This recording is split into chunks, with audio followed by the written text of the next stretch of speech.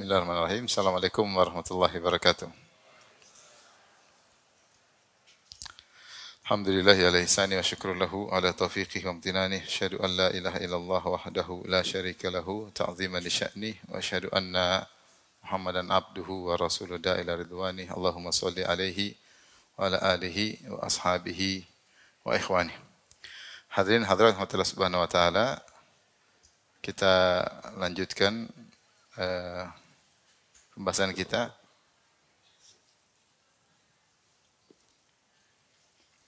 Bab berikutnya, bab al-akfa fil mal wa tazwijil muqil al-musriyata. Bab tentang kafaah dalam harta. Kita tahu sebagian ulama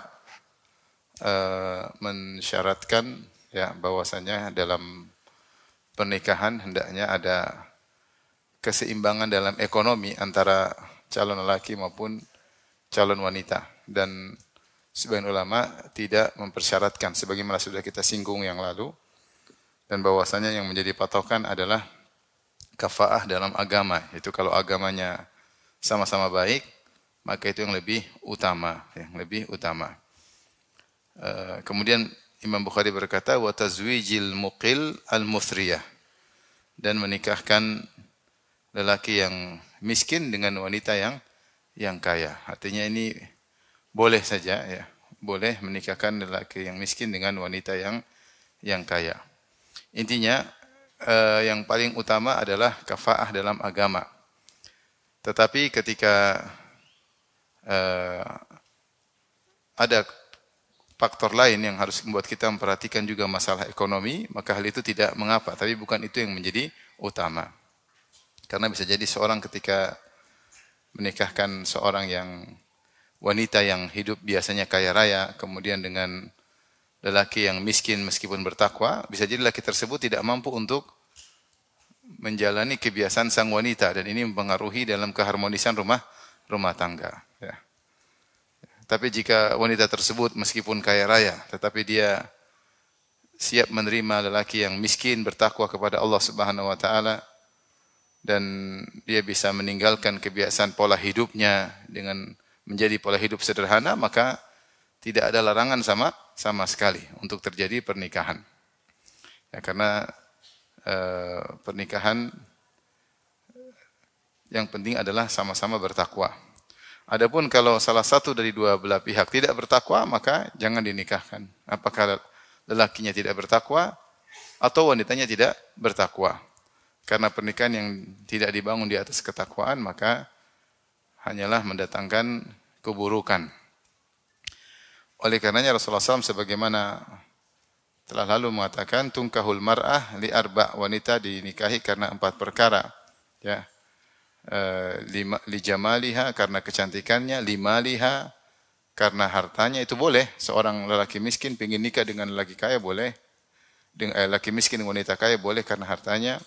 Wali hasabiha, karena kedudukannya, yaitu karena anak pejabat atau orang terpandang. Kemudian kata Nabi, walidiniha, dan ada yang menikah karena agamanya. Kemudian kata Rasulullah, fadhfar bidzatid din taribat yadak, maka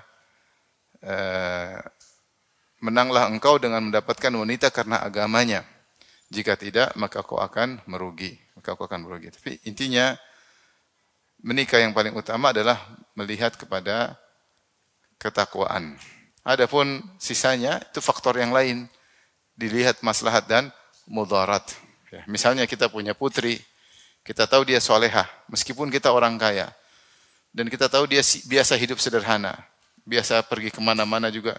Ada calon lelaki yang bertakwa tapi miskin, nggak ada masalah. Enggak ada masalah. Kita bilang kau biasa nak, suami miskin, kau kuat, silakan. Dan insya Allah ini baik, rezeki di tangan Allah Subhanahu wa taala. Iyakunu fuqara yughnihimullah min fadli. Kalau miskin Allah akan cukupkan dengan syarat menikah dengan takwa kepada Allah Subhanahu wa taala. Tapi kondisi lain, misalnya seorang punya putri yang hidup selalu manja. Manja begini, manja begitu. Kemudian ada lelaki miskin yang ngelamar. Kita kasihan sama putri kita, kasihan juga sama laki-laki itu ya. Bukan karena kita mempersyaratkan kekayaan, tapi khawatir tidak bisa harmonis karena tidak biasa menjalani kehidupan seperti itu ya. Karena seperti ini kita boleh bukan apa-apa, bukan karena apa-apa tapi khawatir tidak harmonis karena namanya pasangan hidup ya dibutuhkan keserasian satu dengan yang lainnya ya. Oleh karenanya jika ada yang mempersyaratkan kesetaraan dalam ekonomi mungkin memandang dari sisi itu, sisi itu ya. Saya ketemu juga dengan sebagian orang, dia dari suku tertentu, kemudian saya bilang, kenapa kau tidak nikahkan dengan suku lain? Bagi saya tidak ada masalah Ustaz. Saya nikahkan dengan suku manapun, putri saya enggak ada masalah. Cuma saya lihat kondisi, ada di mana keluarga saya yang lain menikahkan putrinya dengan suku yang lain, akhirnya dibuli terus sama sepupu-sepupunya. Dibuli. Ya. Entah karena perbedaan suku, karena perbedaan ekonomi, dibuli oleh sepupu yang akhirnya mereka hidupnya susah karena sering dibuli. Jadi orang tua melihat maslahat dan mudarat. Orang tua melihat maslahat dan mudarat. Seandainya bisa diperkirakan menjalani kehidupan dengan keharmonisan, meskipun calon mantu yang miskin, maka bismillah, insya Allah tidak jadi masalah. Apalagi seorang calon mertua yang baik, kemudian dia bilang, ini putriku, ini suami yang baik, ini yang soleh, nanti papa bantu kamu insya Allah, bismillah. Ya. Nikah nanti dibantu insya Allah. Jadi intinya yang syarat utama adalah masalah takwa. Kalau kita tidak perhatikan takwa, meskipun mantu kita kaya raya, kita akan sengsara, karena namanya suami yang tidak bertakwa akan menyia-nyiakan istrinya, akan tidak memperhatikan istrinya. Kalaupun dia perhatikan secara ekonomi, dia tidak akan perhatikan secara agamanya. Mau dibawa kemana putri kita? Ya. Yang kita inginkan adalah kehidupan akhirat. Kita ingin orientasi anak-anak kita adalah akhirat. Kalau kita serahkan kepada lelaki yang mungkin kaya raya tapi tidak bertakwa, kasihan istrinya. Khawatirnya orientasinya berubah jadi orientasi apa? Duniawi. Tapi di sini Imam Bukhari membawakan hadis, beliau berkata, qala haddatsani Yahya bin Bukair, qala haddatsana Laits an Uqail an Ibnu Syihab, qala akhbarani Urwah annahu sa'ala Aisyah. Urwah Ibnu Zubair, ponakannya Aisyah. Sering kita dapat dalam hadis Urwah bertanya kepada Aisyah karena Urwah Ibnu Zubair dan ibunya Urwah adalah Asma binti Abi Bakar, dan Asma adalah saudarinya siapa? Aisyah. Makanya Urwah ini ponakannya Aisyah. Dia bertanya kepada Aisyah radhiyallahu anha, "Wa in khiftum alla tuqsitu fil yatama." Makna jika kalian tidak bisa adil terhadap anak-anak yatim. Qalat ya bana ukhti, wahai putra saudariku, yaitu putranya Asma, yaitu ponakanku. Hadhil yatimatu takunu fi hijri waliyiha. Ini ayat terkait dengan anak yatim perempuan berada di pengasuhan walinya. Fayarghabu fi jamaliha, ya. Ternyata walinya ini ingin menikahinya, yaitu yang ngurusin ini ingin menikahinya. Wa maliha, dan juga ingin ambil hartanya. Wa yuridu ayyantaqisa sadaqaha, dan dia ingin mengurangi maharnya. Fanuhu an nikahihinna ila an yuqsitu fi ikmalis sadaq. Maka dilarang untuk menikahi anak yatim tersebut kecuali dia menyempurnakan maharnya.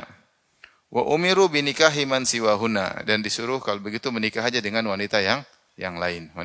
Contoh misalnya, ada seorang anak yatim diurus oleh walinya, misalnya sepupunya ngurus, ya. Ada hubungan kekerabatan yang diserahkan ngurusin adalah sepupunya. Kemudian dia tertarik kepada anak yatim ini. Setelah anak yatim terus besar, dia ingin nikahi. Tapi ketika dia ingin nikahi, dia tidak berbuat adil, ya. Karena dia yang ngurus, dia ingin mengurangi maharnya, ya. Maka Allah larang, ya. Allah larang, kalau kau ingin nikah, ya nikah aja, sempurnakan maharnya. Jangan kau zalimi wanita anak yatim tersebut dengan mengurangi maharnya. Qalat wastaftan nasu Rasulullah sallallahu ba'da dzalik. Setelah itu orang-orang bertanya lagi kepada Rasulullah sallallahu setelah itu fa anzalallahu ta'ala wa yastaftunaka fin nisa. Maka turun firman Allah Subhanahu wa taala dalam surat An-Nisa ayat 27, yaitu wa yastaftunaka fin nisa, ya. Saya bacakan ayatnya, wa yastaftunaka fin nisa qulillahu yuftikum fihinna, dan mereka meminta fatwa kepadamu tentang para wanita.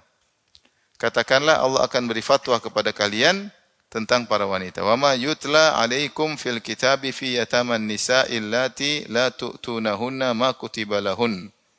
Dan apa yang dibacakan kepada kalian dalam Al-Qur'an juga memfatwakan tentang para wanita yatim yang kamu tidak memberikan kepada mereka apa yang ditetapkan untuk mereka. Wa targhabuna an tankihuhunna, dan kalian sedang kalian ingin mengawini mereka.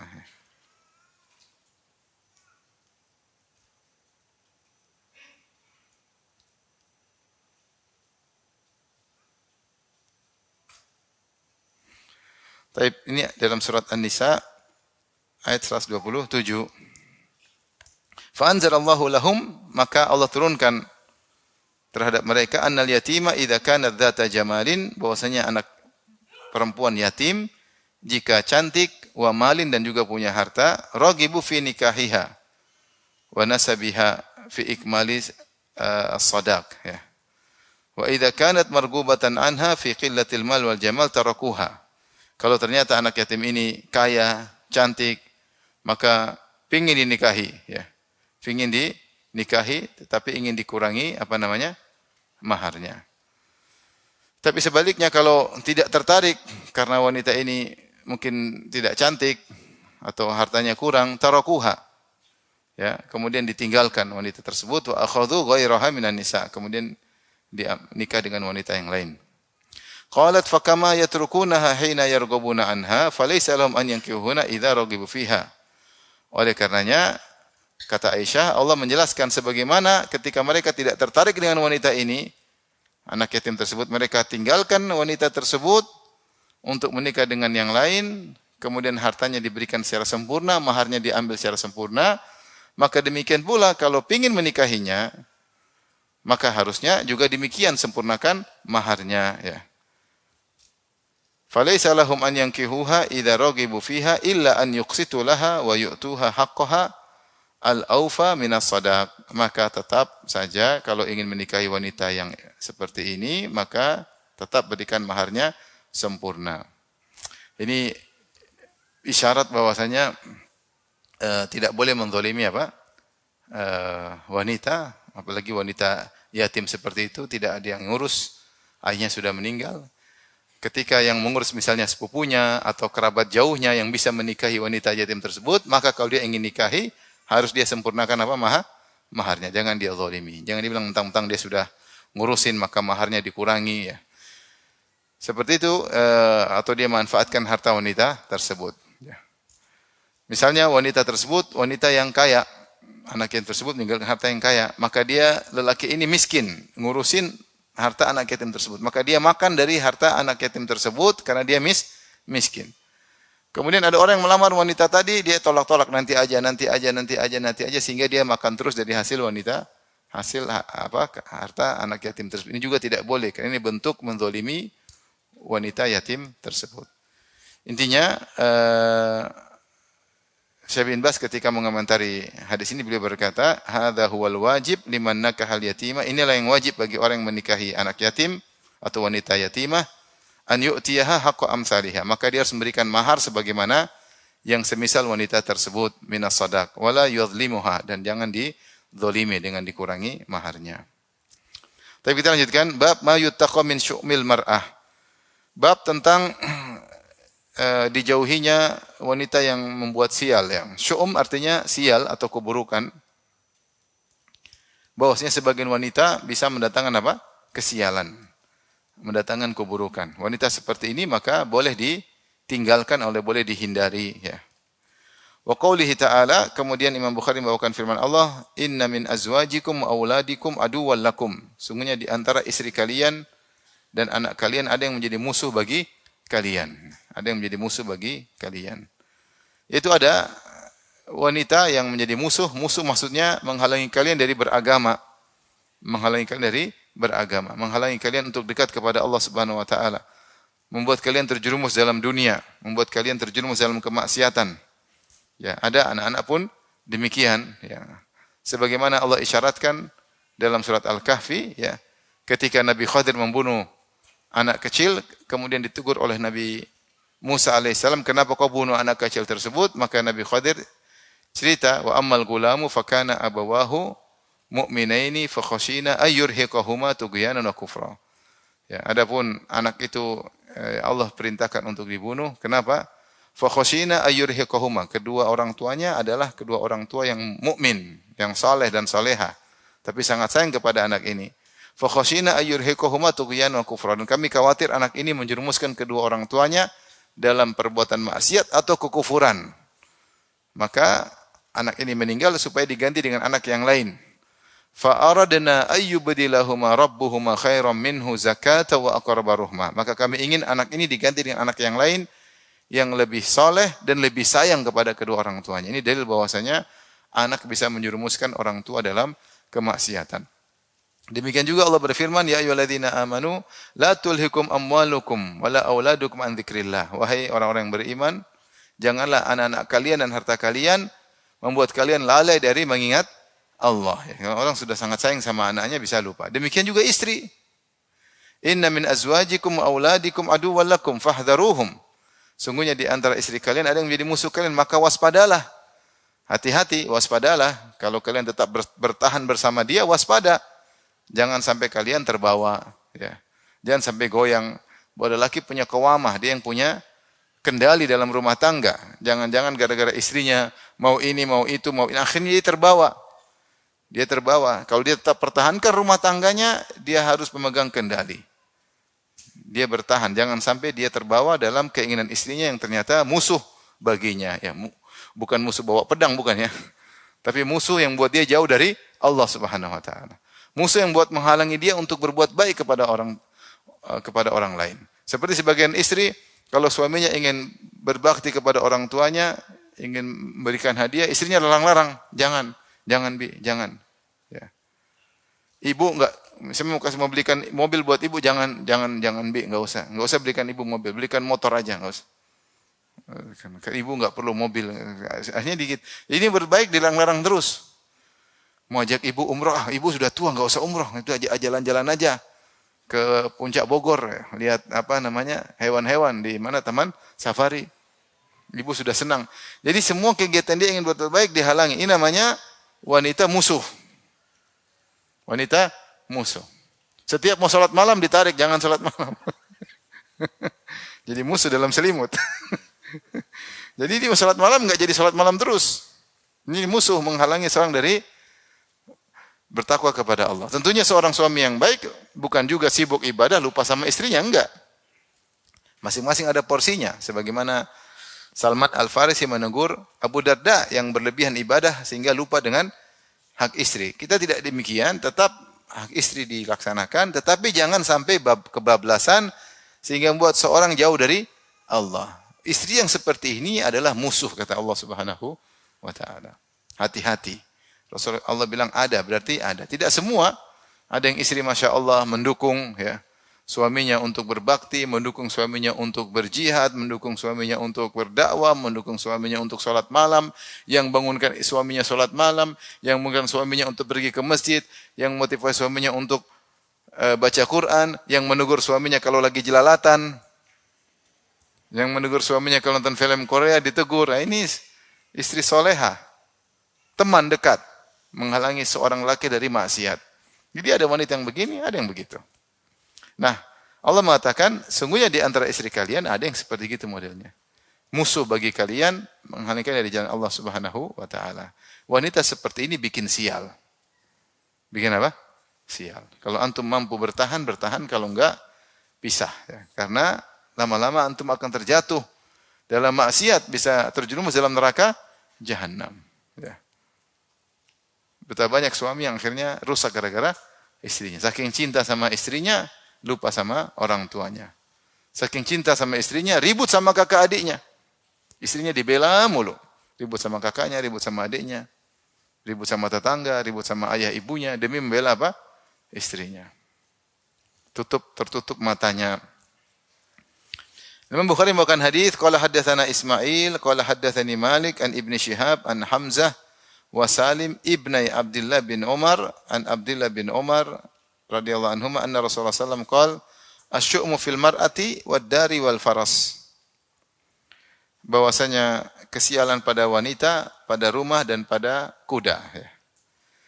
Kita ada tatoyur, ada syu'um. Tatoyur itu dilarang, kata Rasulullah SAW, atiyaratu syirkun.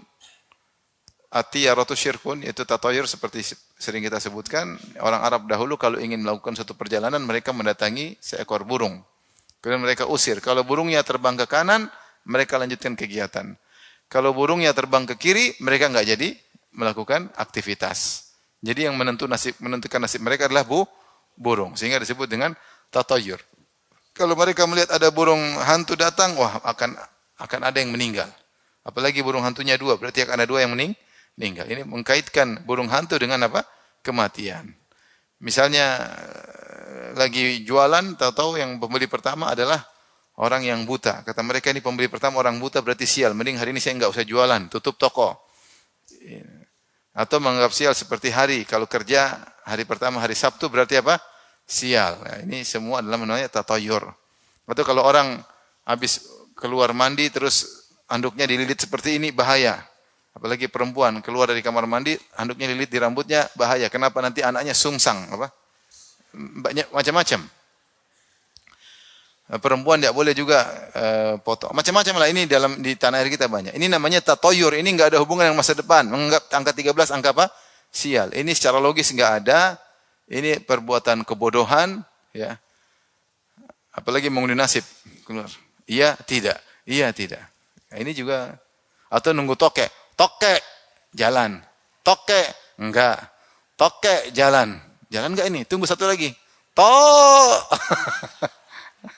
Enggak jadi. Ini bodoh seperti ini. Lagi jalan tahu ada burung merpati beol lah. Ini sial burung merpati beol. Enggak ada kaitannya dengan masa depan. Burung merpati beolin, tokek lagi di situ, enggak. Ada kucing loncat, itu enggak ada urusan, enggak ada urusan. Siapa yang menjadikan ini sebagai patokan lanjut atau tidak, maka dia terjerumus dalam namanya tatoyur, itu namanya syirik. Kata Rasulullah SAW, atiyaratu syirkun. Mengkaitkan masa depan buruk dengan suara tertentu, dengan burung tertentu, dengan angka tertentu, dengan hari tertentu, dengan hewan tertentu, ini semua adalah apa sih? Syirik. Karena terkait dengan masa depan. Adapun ini tidak. Ini beda, syu'um karena sudah kita jalanin, Ternyata kok selalu bikin masalah. Nah, kata Nabi, asy-syu'mu fi tsalatsa. Bahwasanya kesialan itu ada pada 3 perkara, maka lihat-lihat. Bisa pada istri, bisa pada kendaraan, bisa pada rumah. Misalnya, seorang tinggal satu rumah itu ternyata repot. Ini rusak lagi, ini tahu-tahu apalagi bocor sana, bocor sini, kemudian sering orang mabuk lewat depan rumah, kemudian motor gereng, aduh ini rumah kayak apa begini. Udah jual aja pindah. Ini rumah bikin sial karena sebab untuk mendatangkan banyak apa keburukan. Bukan kita mengada-ngada bahwasanya rumah ini posisinya sebelah tusuk sate berarti begini, enggak ada, bukan begitu, tapi benar-benar di jalan ternyata banyak sebab-sebab yang menimbulkan keburukan, maka rumah seperti ini tidak perlu kita pertahankan. Kita boleh pindah. Jual pindah boleh. Karena terbukti banyak sekali sebab-sebab apa? Keburukan. Lingkungan yang enggak baik, banyak orang narkoba di situ, tetangga pada jahat, tetangga pada hasad. Ngapain bertahan? Pindah saja, kecuali ada maslahat. Ini contoh pada rumah. Pada kuda, misalnya kudanya disuruh lari enggak mau, malas ya. Makan dulu baru lari. Dikasih makan lari sebentar minta makan lagi. Ini kuda manja dulu, mungkin salah beli ya. Kuda bangsawan mungkin kita yang pakai, dia enggak mau ya. Sehingga kelihatannya tidak bisa dipakai, apalagi dalam peperangan, maka boleh kita jual, boleh kita cari kuda yang lain. Nah, sama juga dengan istri. Istri disuruh, sayang goreng telur, ya goreng sendiri katanya. Tapi enggak bisa goreng sendiri. Ya, bisa sih. Goreng sendiri. Tolong cuci pakaian, cuci sendiri. Kan tinggal dipencet aja mesinnya. Benar juga ya. Pokoknya bikin sial. Enggak punya uang marah-marah. Kalau punya uang senang-senang, duit habis kita diomelin terus. Ya, diajak sholat enggak mau, diajak ibadah enggak mau, ya. Kalau diajak ke rumah orang tua kita, mukanya merenggut terus. Bikin sial, bikin keburukan terus. Mau bertahan? Boleh, kalau kuat. Kalau enggak kuat pingin ganti, silakan. Silakan ganti. Ganti, tambah, terserah, bebas. Ini contohnya namanya keburukan pada wanita. Makanya Rasulullah SAW mengatakan, arba'un minas sa'adah, di antara sebab kebahagiaan 4, yaitu kata Rasulullah SAW, baitun wasi', rumah yang luas, yang lapang. Sebab hati menjadi tentram, pandangan agak jauh, ya enaklah kalau rumah luas. Kemudian kata Nabi SAW, markabun hani, kendaraan yang nyaman, juga sebab kebahagiaan. Kemudian al-jaru saleh, tetangga yang baik, dan al-mar'atu salihah, istri yang salihah. Ini sebab bahagia. Orang yang punya 4 ini dia super bahagia. Rumah nyaman, kendaraan nyaman, istri soleha, tetangga baik. Bahagia. Arba'un minas syaqawa, 4 sebab kesengsaraan. Rumah sempit, ya, tetangga buruk, kendaraan macet mulu, istri tukang ngomel. Selesai, lengkap. Pahalanya besar sih. Tapi dia sengsara. Bertahan silakan, enggak bertahan silakan cari yang lainnya. Ya. Yang paling utama istri soleha. Kalau istri soleha, meskipun sebab lain buruk masih bisa bertahan. Yang penting istri apa? Soleha. Rumah sempit tapi istri soleha, kuat. Tetangga buruk istri soleha, kuat. Mobil suka mogok istri soleha, aman. Tapi kalau semuanya lengkap tapi istri enggak soleha, percuma. Rumah luas, istri suka ngomel, percuma. Mobil mewah terbaru, istri suka ngomel, percuma. Naik mobil ngomel mulu, padahal mobil baru, percuma. Tetangga baik, tak istri ngomel terus, percuma. Di antara 4 kebahagiaan tersebut, yang paling utama istri apa? Soleh. Rasulullah ketika mengatakan bahwasanya sebab kebahagiaan rumah luas, Rasulullah rumahnya sendiri sempit. Tapi istrinya soleha.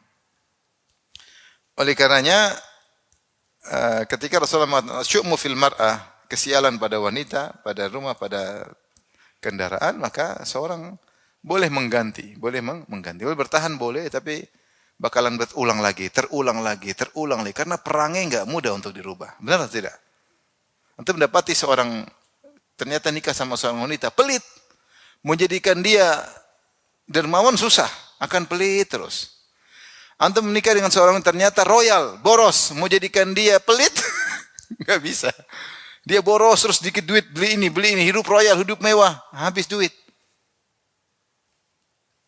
Dapat wanita yang tidak suka bersyukur, tidak berubah-berubah. Lihatlah Nabi Ismail alaihissalam ketika menikah dengan seorang wanita, sampai Ibrahim alaihissalam suruh ceraikan. Kenapa tidak pernah bersyukur? Sehingga perangnya tidak berubah-berubah. Merubah perangnya tidak mudah. Merubah perangnya tidak mudah. Model seperti ini, dapat istri model begini, boleh kita bertahan, boleh kita ganti. Karena ini sial, kata Nabi SAW. Ternyata ujian hidup. Ujian hidup. Tunggangan seperti juga mobil, kok bengkel terus, ke bengkel terus, wah ini. Ganti kalau punya duit. Kalau enggak punya ya sabar. Baik. Hadis berikutnya, qala hadatsana Muhammad bin Minhal, qala hadatsana Yazid bin Zurai, qala hadatsana Umar bin Muhammad al-Asqalani an abihi an ibni Umar qala dzakaru syu'ma 'inda Nabi sallallahu alaihi wasallam. Mereka menyebutkan tentang kesialan di sisi Nabi sallallahu alaihi wasallam. Faqala Nabi sallallahu alaihi wasallam, "In kana syu'mu fi syai'in fa fid dari wal mar'ati wal faras." Kalau memang ada kesialan pada sesuatu, maka pada rumah, pada istri, dan pada tunggangan, pada kuda. Maknanya sama. Kemudian juga hadis berikutnya, Imam Bukhari rahimahullah berkata, Abu Abdullah rahimahullah, qala hadatsana Abdullah bin Yusuf, qala akhbarana Malik an Abi Hazim an Sahal bin Sa'ad anna Rasulullah sallallahu alaihi wasallam qala in kana fi syai'in fa fil farasi wal mar'ati wal maskan. Kalau memang ada kesialan pada sesuatu, maka pada kuda, pada wanita, dan pada tempat tinggal.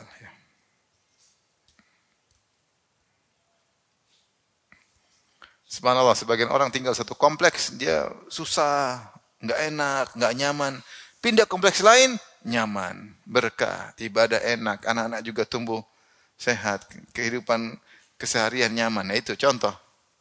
Ya ada memang rumah yang berkah, ada rumah yang tidak berkah.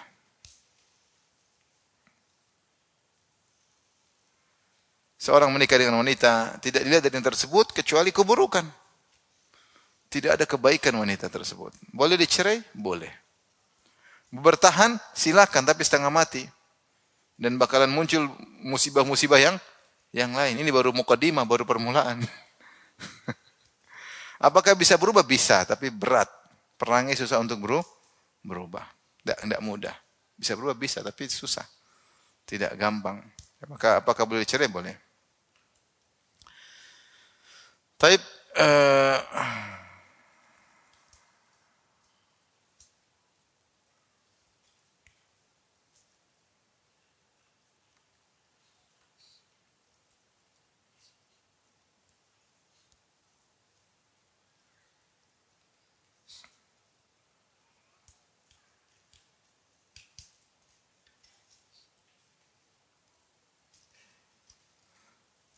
Al-Imam Bukhari membawakan hadis, qala hadatsana Adam, qala hadatsana Syu'bah an Sulaiman At-Taimi, qala sami'tu Aba Utsman An-Nahdi an Usamah ibn Zaid radhiyallahu anhuma. Dari Usamah bin Zaid radhiyallahu anhuma. Anin Nabi sallallahu alaihi wasallam qala, dari Nabi sallallahu alaihi wasallam beliau bersabda, "Ma taraktu ba'di fitnatan adharra 'ala rijal minan nisa."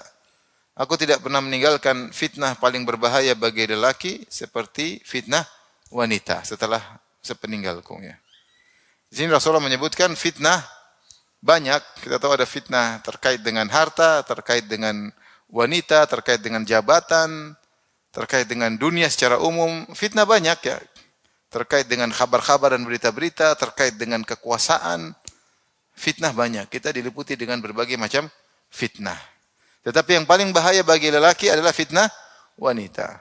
Maka siapa yang Allah selamatkan dari fitnah wanita, maka dia telah selamat dari fitnah terbesar dalam hidupnya. Ya, fitnah wanita ini sangat berbahaya. Di antaranya fitnah wanita secara umum yang menjerumuskan orang dalam syahwat, pandangan, melihat wanita yang haram untuk dia pandang, dia menghabiskan waktunya untuk nonton yang tidak-tidak, sehingga catatan maksiat jalan terus setiap hari. Bayangkan seorang misalnya ternyata kecanduan nonton film yang enggak baik, nonton film Korea, film macam-macam. Tiap hari nonton 1 jam. 1 jam tiap hari. Bagaimana kalau 2 jam? Kemudian malaikat catat tiap hari. Maksiat terus. Belum lagi kalau akhirnya terjerumus dalam hal yang tidak baik, hubungan dengan wanita yang tidak halal, pacaran dengan istri orang, pacaran macam-macam, akhirnya berzina, rusak rumah tangga orang lain gara-gara dia pacaran dengan istri orang. Fitnah wanita luar biasa. Terjadi zina, terfitnah dengan teman kerja di kantor padahal istri orang lain, istri temannya sendiri. Betapa banyak orang khianati temannya, dia pacaran dengan istri temannya. Fitnah wanita luar biasa. Nah, kalau seorang selamat dari fitnah ini, maka dia bersyukur pada Allah Subhanahu wa taala. Fitnah tetap ada, tapi dia tidak bergejolak seperti yang lain. Alhamdulillah, itu nikmat yang luar biasa. Di antaranya ketika sudah jadi istri. Istri juga bisa bikin fitnah. Tadi Allah mengatakan, inna min azwajikum wa auladikum aduwwan lakum. Kata Allah, sesungguhnya di antara istri kalian ada yang jadi musuh kalian. Ketika mengomentari hadis ini, Syekh bin Baz rahimahullah berkata, wa hadza yujibul hadzara min ta'atin nisa. Dan ini menunjukkan waspada, jangan sampai selalu taat kepada wanita. Hati-hati taat kepada wanita. Karena ada suami yang begitu, selalu sama istrinya enje dalam, ya. Bukan sebaliknya, bukan istri sama suami. Harusnya kan istri sama suami. Kalau dipanggil sayang, enje dalam, enje iya bi, iya bang, gitu. Senang kita dengarnya. Apa bi? Aduh. Apa panggil-panggil? Aduh, repot. Jadi suaminya yang taat kepada apa? Istrinya. Ini Syekh bin Baz bilang, hati-hati, waspada, jangan sampai taat kepada apa? Istri. Kenapa? Faqad takunu syarran kabiran, karena terkadang istri yang tidak baik bisa mendatangkan keburukan yang besar. Fal mu'min yahdharu, seorang mukmin waspada, wala yuti'uhunna. Jangan taat kepada mereka illa fima yadhharu khairuhu, kecuali pada perkara yang baik. Kalau istri saya, ayo ngaji ya, taatlah. Bangun subuh, taat, wanita seperti ini baik. Bi, ini dong Bi, beli ini di. Ini emasnya udah 2 tahun Bi, ganti emas baru ya. Waduh. Ini kurang Bi, Bi belikan ini, beli ini. Dunia terus pikirannya. Bi, jalan udah lama kita nggak ke Eropa Bi. Udah ke Taman Safari aja nggak ke Eropa. Eropa maksiat, kita habisin duit lihat maksiat.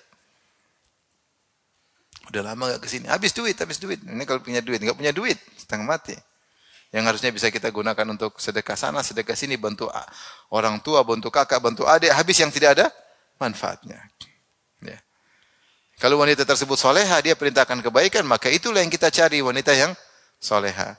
Makanya aneh sebagian wanita bangga suaminya taat sama dia. Ini bahaya.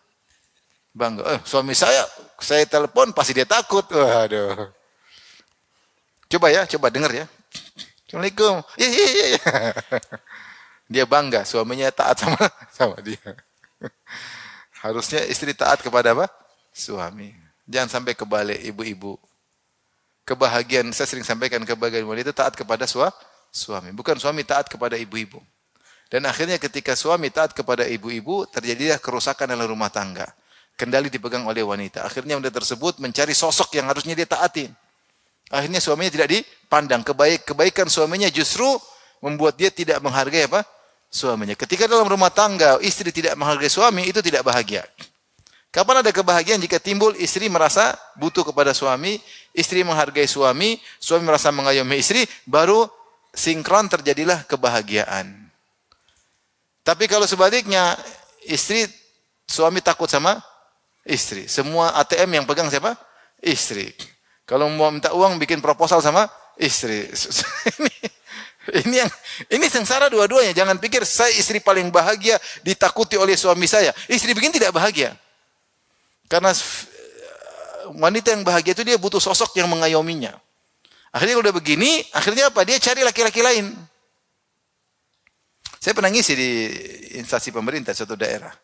Timbul pertanyaan seperti itu. Ustaz, ini banyak kejadian di antara kami sama-sama ASN, dan sebagian istri kedudukannya lebih tinggi daripada apa? Suaminya. Akhirnya terjadi masalah. Karena suaminya dianggap apa? Rendah. Dan istrinya akhirnya pacaran sama laki-laki lain. Maka kalau mau bahagia, harus ikut sunnah Nabi SAW. Ikut syariat. Syariat kemana? Istri butuh kepada suami. Suami punya qawamah, punya kendali dalam rumah tangga. Adapun suami yang takut sama istri, ya ini repot. Suami tidak bahagia, istri juga tidak bahagia. Jangan dipikir kalau saya bisa kendalikan suami saya bahagia. Enggak, sifat wanitamu hilang. Kau hanya bahagia kalau jadi seorang wanita. Tapi kalau kau menguasai suamimu, berarti kau laki-laki dong. Maka keluar dari kodrat dan tidak bahagia. Tidak bahagia. Sama-sama saya juga sering bilang, wanita ingin bahagia sering di rumah, enjoy di rumah. Bukan wanita yang sering ke mall, ke sana kemari, kemudian ketemu laki. Itu wanita tidak bahagia. Dia keluar dari kodrat wanita muslimah yang sesungguhnya. Pengin bahagia wanita muslimah, wanita rumahan, senang di rumah, tunggu suami datang, ngobrol, ngurus anak-anak, ngaji. Itu yang bahagia. Bukan keluar sana, keluar sini, ketemu orang, kesini ngobrol, ketawa, ketiwi, sedikit-sedikit, hai guys. Terus, ini dia sengsara, suaminya lebih sengsara. Dia sengsara, suaminya lebih apa? Sengsara. Pengin bahagia enggak seperti itu? Bahagia enggak seperti itu? Pengin semua orang tahu kegiatan dia. Bikin ini, bikin expose lagi apa, publish lagi. Enggak bahagia. Mau tidur enggak tenang. Mau ini lagi. Tidur enggak tenang. Bagaimana mau bahagia? Bahagia itu ikut syariat Allah Subhanahu wa taala. Maka hati-hati kata Syekh bin Baz, bapak-bapak. Yujibul hadzar min taatin nisa, waspada jangan sampai taat kepada apa? Wanita. Harusnya wanita yang taat kepada suami. Kata Allah Subhanahu wa taala, "Ar-rijalu qawwamuna 'alan nisa", sungguhnya para lelaki adalah pemimpin para wanita. Qawamun itu Ibnu Abbas menafsirkan al-umara adalah amir-amir, penguasa-penguasa. Seorang wanita harus membuat suaminya merasa dia penguasa di rumah. Bagaimana dia bisa membuat suaminya merasa berkuasa di rumah? Dia taat, dia nurut, dia melayani. Nah itu bahagia. Istri bahagia, suami apa? Bahagia. Kalau enggak begitu, enggak bahagia. Laki-laki enggak betah di rumah, istri juga enggak betah di rumah. Dan terjadi kerusakan dalam rumah tangga berjalan dengan tidak normal. Saya bayangkan ada rumah tangga, suami istri tidak pernah sekamar. Puluhan tahun, ini gimana saya bilang. Ada rumah tangga, bertahun-tahun suami di kamar sendiri, istri di kamar sendiri. Rumah tangga, saya dapat beberapa, bukan karena saya dapat laporan ya. Gimana kita dapat rumah tangga, istri tinggal di kamar sendiri, suami tinggal di kamar sendiri. Mereka tidak cerai, masih sah suami istri. Tapi kamarnya beda-beda. Lah ini bagaimana? Kadang-kadang istrinya tidur sama kucing. Subhanallah, bahagianya kucing tersebut daripada suaminya. Suaminya sengsara, kucingnya bahagia. Kalau bisa menjelma jadi kucing, dia jadi kucing. Maksudnya gimana rumah tangga seperti ini? Enggak normal. Bertahun-tahun. Berarti ada yang salah, ada syariat yang ditinggalkan sehingga jadi seperti itu. Tapi intinya kalau istri soleha ngajak kebaikan, bismillah siap. Ngajak bangun subuh, ngajak sholat malam, Masya Allah istri soleha. Ngajak belajar tahsin, Masya Allah ngajak umroh, ngajak berbakti sama orang tua, ngajak jenguk anak yatim. Ini luar biasa istri yang soleha. Kadang laki-laki lupa. Laki-laki lupa, kejar dunia, lupa dengan akhirat. Ada istrinya yang mengingatkan dia. Dan seperti itu istri soleh yang mendatangkan kebahagiaan dalam rumah tangga. Ini namanya istri berkah. Tapi kalau istrinya sudah duniawi, pikirannya materialistis, duniawi, ya ini bahaya, hati-hati. Jangan semua keinginannya diikuti. Tapi bab berikutnya, babul hurrati tahtal abdi. Tentang wanita merdeka punya suami budak. Wanita merdeka punya suami budak. Kok bisa demikian? Tadinya sama-sama budak, tapi kemudian wanita tersebut, budak wanitanya merdeka. Seperti kisah Barirah. Kita bacakan, Imam Bukhari berkata, qala hadatsana Abdullah bin Yusuf, qala akhbarana Malik an Rabi'ah an Abi Abdurrahman an Al-Qasim bin Muhammad an Aisyah radhiyallahu taala anha, qalat dari Aisyah, kana fi Barirah thalathu sunan. Pada kisah Barirah, ini budak yang dimerdekakan oleh Aisyah, ada 3 sunnah atau ada 3 sunnah. Pertama, ataqat fa khuyyirat. Dia dimerdekakan oleh Aisyah. Kemudian dia diberi pilihan, bertahan sama suaminya yang masih budak atau berpisah. Karena sekarang status dia naik, suaminya budak, dia sudah merdeka dan susah. Bagaimana punya suami budak. Jadi suami istri sama-sama budak asalnya, tapi kemudian istrinya merdekakan. Ketika dimerdekakan repot, suaminya budak, dia merdeka ya. Maka dia disuruh pilih, boleh tetap bertahan sama suaminya, boleh untuk berpisah. Ternyata Barirah memilih untuk berpisah. Sampai kisahnya suaminya sangat sayang, suaminya nangis-nangis, kemudian Rasulullah datang, wahai Barirah, kembalilah kepada suamimu. Kata Barirah, ya Rasulullah, engkau perintah hanya atau cuma sekedar menyarankan? Ini perintah atau menyarankan? Kata Rasulullah, innama ana ashfa, saya hanya menyarankan. Kata beliau, kalau kau hanya menyarankan, saya tidak butuh dengan suamiku. Selamat jalan.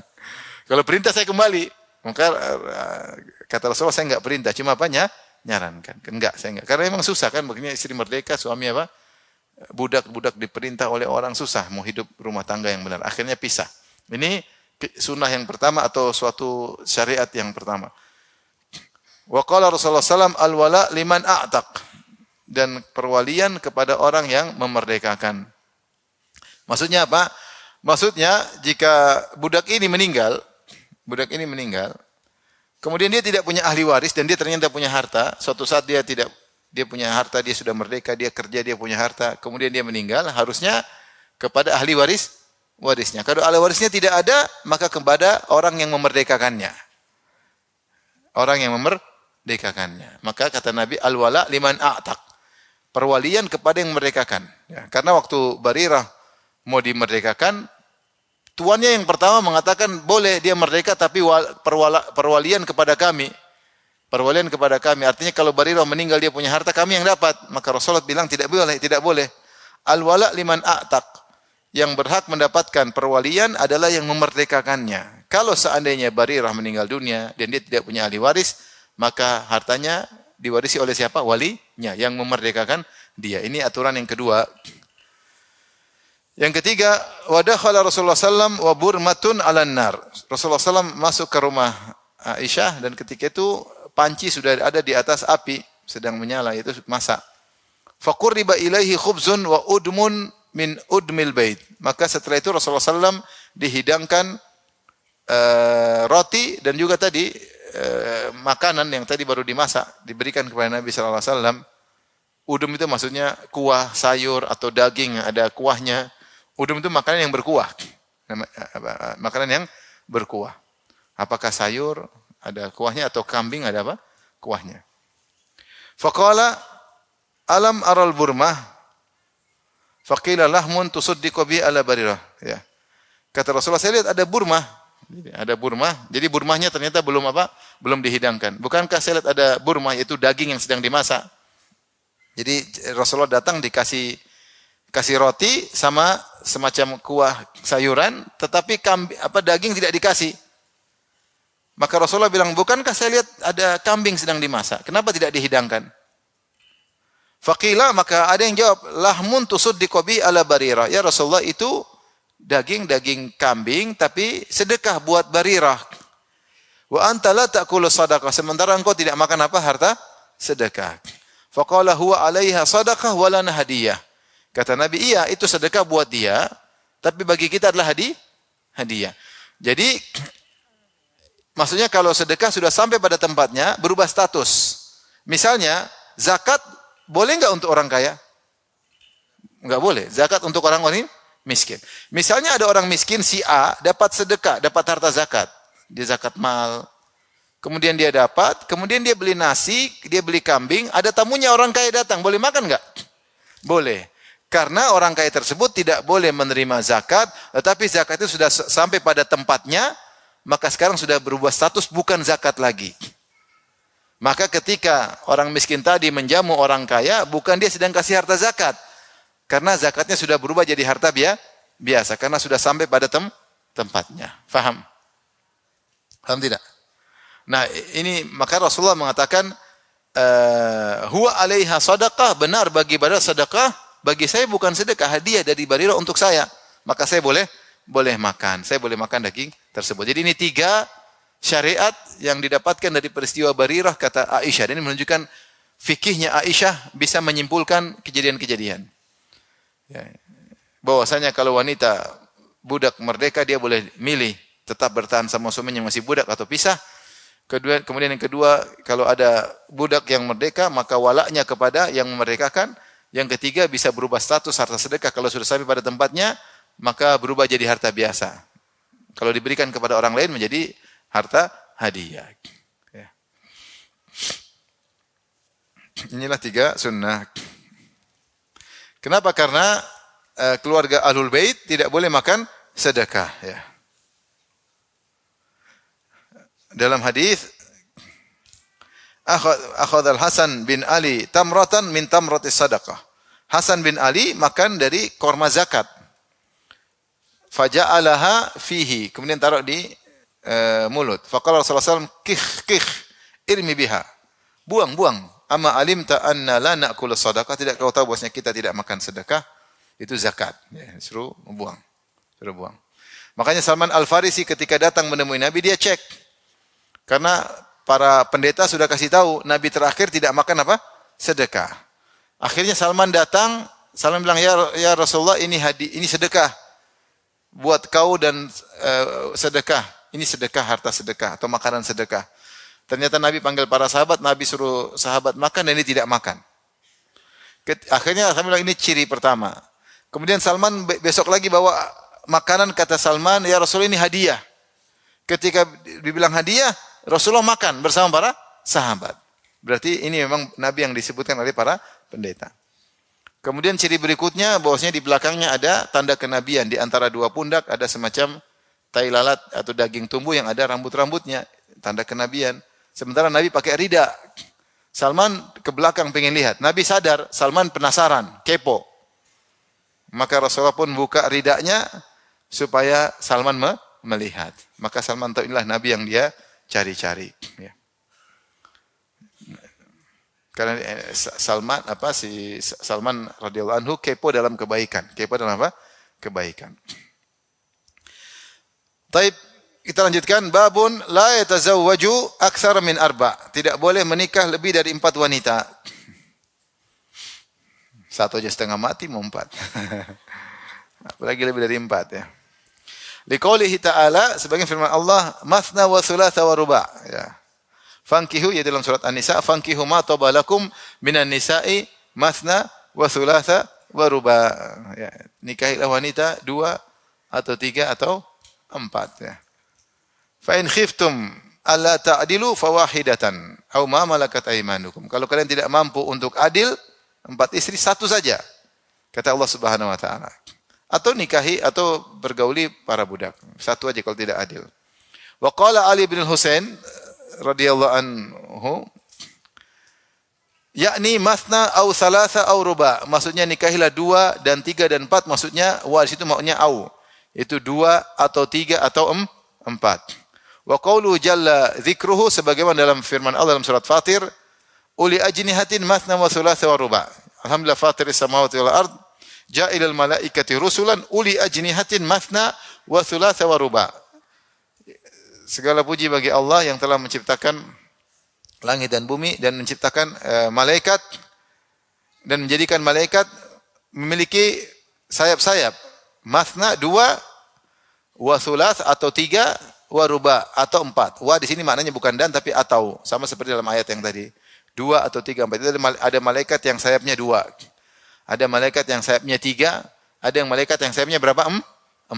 Wa yazidu fil khalqi ma yasha, dan ada malaikat yang lebih dari itu seperti malaikat Jibril 600 sayap. Tapi di sini maknanya masna au thulatha au ruba, yaitu 2 atau 3 atau 4. Inilah aturan bagi kaum muslimin, bahwasanya istri hanya boleh maksimal berapa? 4. Dan sebelum datang syariat Islam, orang-orang Arab dulu punya istri banyak, sampai puluhan, ada yang lebih 90 berapa, mereka biasa. Zaman dahulu wanita tidak ada nilainya di sisi mereka, bahkan diperjualbelikan, tidak dikasih warisan, kemudian dihinakan, sehingga sebagian laki terkadang istri sampai puluhan. Ketika datang Islam, hanya dibatasi berapa? 4. Yang lebih dari 4 suruh cerai. 4 suruh cerai. Maka cuma 4, tidak boleh lebih dari 4. Kecuali Rasulullah SAW boleh lebih dari 4 karena Rasulullah punya keistimewaan yang tidak dimiliki oleh manusia biasa. Sebetulnya banyak keistimewaannya, di antaranya misalnya Allah memberikan kekuatan pada Nabi SAW dalam masalahnya kekuatan biologis. Rasulullah SAW pernah satu malam beliau mendatangi 9 istrinya. Dan seperti Nabi sebelumnya, Nabi Sulaiman alaihissalam yang pernah mendatangi istrinya 99 wanita dalam satu malam, dan semuanya beliau ejakulasi, sehingga beliau mengatakan la atufanna laila, aku akan mendatangi 99 wanita, semuanya akan hamil dan akan melahirkan anak yang berjihad di jalan Allah. Niatnya baik, menghamili 99 istrinya dan supaya anaknya menjadi apa? Mujahid. Malaikat Jibril mengatakan kul insyaallah. Bilang insyaallah. Nabi Sulaiman lupa bilang apa? Insyaallah. Berarti dia setiap wanita dia ejakulasi atau tidak? Dia ejakulasi 99 orang, siapa yang mampu ya dalam satu malam? Nabi Sulaiman mampu. Maksudnya para nabi memiliki kemampuan yang tidak dimiliki oleh manusia biasa. Dari satu sisi, belum sisi yang lain, kesabaran, ketakwaan dan macam-macam. Sehingga khusus Nabi SAW boleh lebih dari 4. Adapun selain Nabi SAW maka maksimal 4. Dan itu secara syariat yang mungkin seorang membangun rumah tangga yang normal, yang bahagia, 4. Lebih daripada itu dia tidak mampu. Istri terlalu banyak, kebutuhan terlalu banyak, anak terlalu banyak, mungkin dia tidak mampu. Tapi kalau 4 dia masih bisa, dan itu batasan terakhir yang dibolehkan oleh apa? Syariat. Ini orang macam-macam. Ada yang 1 sudah setengah mampus. Ada yang 1 masih bisa 2, masih bisa 3. Ya. Macam-macam orang. Dan kita tahu di Indonesia tidak mudah untuk berpoligami karena situasi kondisi tidak mendukung. Berbeda di negara lain seperti di Afrika, laki-laki kalau istri 1 malah diejek. Cuma 1 katanya. Makanya di sana kalau 2, 3, 4 gampang. Di mana? Di Afrika. Makanya antum kalau poligami di Afrika mudah insyaallah. 2, 3, 4. Didukung oleh apa? Kondisi. Dan di 2, 3 enggak ada masalah ya. Di sebagian negeri Arab juga mudah ya, karena sudah jadi tradisi, enggak ada biasa. Ya. Istrinya bagaimana melarang, "Mas, kamu enggak boleh poligami." Sementara istrinya yang pertama ini adalah anak dari istri ketiga bapaknya. Dia enggak mungkin bilang suaminya enggak boleh poligami. Dia sendiri produk poligami. Gimana? Sehingga sudah terbiasa ya. Anak-anak juga biasa, anak sama umi yang satu. Kalau minta uang dapat dari 3 umi. Umi 1, umi 2, umi 3. Tapi Indonesia tidak mudah. Maka yang mempraktikkan poligami butuh perjuangan luar biasa. Sehingga banyak wanita ketika dipoligami merasa gagal dalam hidup. Seakan-akan gagal ya. Karena kondisi membuat seperti itu. Kemudian datang setan-setan wanita, juga bikin buat dia merasa seperti itu. Kok bisa dipoligami? Umi ngapain aja kok suaminya poligami? Seakan-akan dia wanita yang gagal. Seakan-akan dia wanita yang tidak benar. Padahal Rasulullah setelah menikah Aisyah wanita yang paling dia cintai, Rasulullah masih menikah lagi dengan 7 orang lagi. Rasulullah setelah Khadijah meninggal, Rasulullah menikah dengan siapa? Aisyah tapi belum digauli. Setelah itu Saudah. Jadi Aisyah itu sebenarnya wanita kedua setelah Nabi Khadijah meninggal. Dan istri Nabi berapa ada? 9. Setelah Aisyah meninggal, Rasulullah masih menikah dengan wanita-wanita yang lain. Rasulullah dan tetap saja yang paling dicintai siapa? Aisyah. Apakah Aisyah gagal? Enggak. Ada masalah yang dilihat oleh seorang lelaki. Susahlah diterima oleh ibu-ibu. Saya cuma cerita aja. Tapi ini kondisi lelaki boleh menikah maksimal berapa? 4. Tapi dengan syarat harus adil. Kalau tidak adil maka tidak boleh. Karena dosa besar jika seorang menikah dengan wanita lebih dari 1 ternyata tidak adil. Maka dia terancam dengan neraka jahanam. Sebenarnya dalam hadis, man kanat lahum ra'atani famala ila idahuma jaa yaumal qiyamati wa shiqquhuma ail. Siapa yang istrinya lebih dari 1 atau istrinya 2 dan dia condong kepada salah satunya, maka datang pada hari kiamat badannya miring. Condong satunya. Sama satunya aja dia happy, sama satunya enggak happy. Yang satunya belikan parfum, yang satunya dibelikan minyak gosok. Satunya jalan-jalan kemana-mana, satunya cuma nemani mijit urut ini. Ini namanya dia tidak adil. Allah Maha tahu, seorang harus bersikap adil. Jika tidak, maka dia terjerumus dalam maksiat. Makanya sebagian fuqaha mengatakan poligami hukumnya makruh. Kenapa makruh? Karena bisa menjerumuskan orang dalam kemaksiatan. Maka sebagian mengatakan makruh. Kenapa? Karena banyak orang yang ketika menikah tidak bisa adil. Tapi jika dia bisa menjalankan dengan baik, maka dia telah menjalankan sunnah Nabi sallallahu alaihi wasallam, dan di balik sunnah Nabi pasti ada keberkahan. Tapi hadis berikutnya, qala hadatsana Muhammad qala akhbarana Abdah an Hisham an abihi an Aisyah radhiyallahu anha wa in khiftum alla tuqsitu fil yatama. Tentang ayat surat An-Nisa ayat 3. Jika kalian tidak bisa adil terhadap anak yatim, itu anak yatim yang dia didik, kemudian dia ingin nikahi, ternyata tidak adil, misalnya dikurangi apa? Dikurangi maharnya tadi. Qalat hiya yatimah takunu inda rajul wa huwa waliyuha. Seorang anak yatim yang tinggal dipelihara oleh seorang laki dan dia adalah walinya. Fa yatazawwajuha, maka walinya tersebut menikahinya ala maliha, dengan harta anak yatim tersebut. Dia ambil manfaat, ternyata maharnya diambil dari harta anak yatim tersebut. Anak yatim kaya ini, anak yatim kaya ya. Wa yusi'u suhbataha, kemudian dia juga mempergauli anak yatim tersebut setelah besar dengan cara yang buruk. Wala ya'dilu fi maliha, dan dia tidak adil mensikapi harta wanita yatim tersebut. Falyatazawwaj, kalau gitu jangan. Kata Allah, falyatazawwaj ma taba lahu min. Kan masih banyak wanita lain, silakan nikah yang lain. Jangan kau zalimi anak yatim. Jangan kalian zalimi wanita yatim ya. Nikahilah wanita lain selain wanita tersebut, siwaha. Mathna wa thulatha wa ruba. 2 atau 3 atau 4 ya. Adapun qala Ali bin Husain, ini sudah selesai. Jadi ini dalil bahwasanya